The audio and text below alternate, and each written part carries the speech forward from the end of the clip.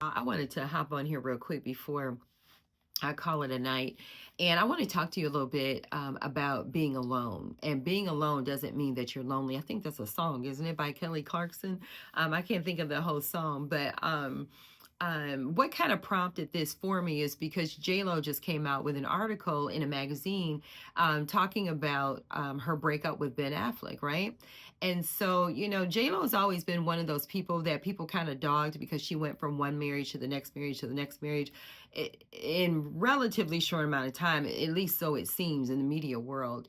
But this doesn't just pertain to J-Lo. There are a lot of you out there that have, gone through a divorce and you're going into another relationship. I remember, those of you that don't know, I've been married twice, right? Married and divorced twice. And I remember after my first marriage ended, my grandmother, who she was trying to give me good advice, but she told me, she said, the best way to get over a man is to go get you another one. Like, she really told me that. And she had good intentions. I think that was her way of letting me know that there will be other men. Like, get over this. There will be other men, right? But that wasn't good advice.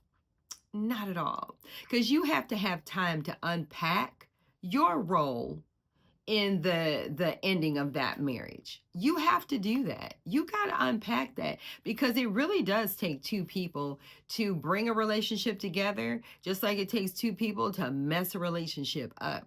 And it might be easy to point to that other person because they may have done you so wrong. They may have been a low down dirty dog, but you still contributed to the breakup of that marriage or that relationship.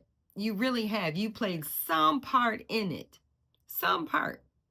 And if you don't take the time to unpack that and understand what you did to contribute to the downfall of that relationship, you're bound to repeat it. And a lot of times, I believe that when we don't get the lessons that we need to learn the first time, I believe God brings them back to us, and He brings them back to us to where it's like a little bit tougher. It's a little bit of a little bit bigger problem than before, to just get you to think and look and learn.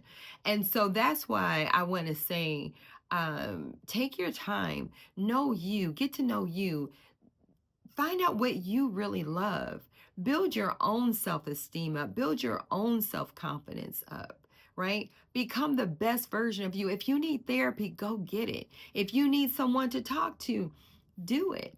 If you have never gone to the movies by yourself, do it. If you've never gone out to a restaurant to eat by yourself, do it. Do it.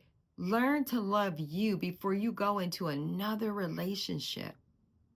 Because if you don't, you are going to take that stuff with you, and it's going to really devastate you, because you're going to feel like you were fine, you were through with the past relationship, and you're just repeating the same mistakes over and over and over again, but expecting different results. And we know that's the definition of insanity. Okay, so just make sure that you're taking care of you. Make sure that you're loving you. Make sure that you're learning you. And I mean, on a deeper level, it's nice to take care of yourself. Listen, I just talked to you about going to the movies and the restaurants and all of that stuff. But I really want you to also focus on, because the real growth, the real love comes from within. It's not without. Those things are nice. And those things, I think, help you get comfortable in your own skin. I think those things help you to push through people in your family or your friends that be like, girl, when you go get another man? Or, dude, let's get with this girl, or why don't you, move on, because a lot of times people, they mean well when a relationship ends for you, and they'll say, hey, you need to start dating again. It's time for you to move on. Well, if you're not good with being alone, I think that's a sign that you're not ready to move on, personally. Because a person who is really great with being by themselves, like genuinely good, they're good with being in the house by themselves. They're good with, just enjoying their own company. They're really good with that. then I think you bring even more to the table for the next relationship, because you're not moving forward out of desperation. You're not moving forward out of loneliness. You're not moving forward because you desperately want to have companionship. You're moving forward because you want to invite someone else in to your life, and this life that you've created for yourself where you're good. And the life that you've created for yourself where you're good, I don't think has anything to do with the material stuff as much as it has to do with the internal stuff. I'm not saying, because sometimes people think that, well, especially women, I'm just gonna say it, especially women.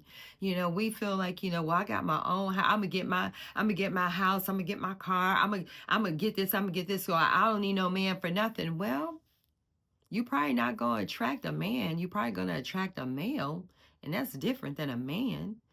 Okay. So that's not what I'm talking about, and that's a video for a whole nother time. I don't even want to go on that topic right now. Okay.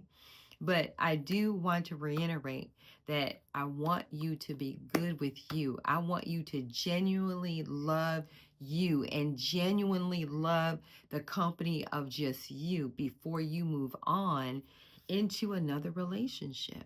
That's all I'm saying. And again, all this was prompted by that article by J Lo, and I think she might be realizing that too.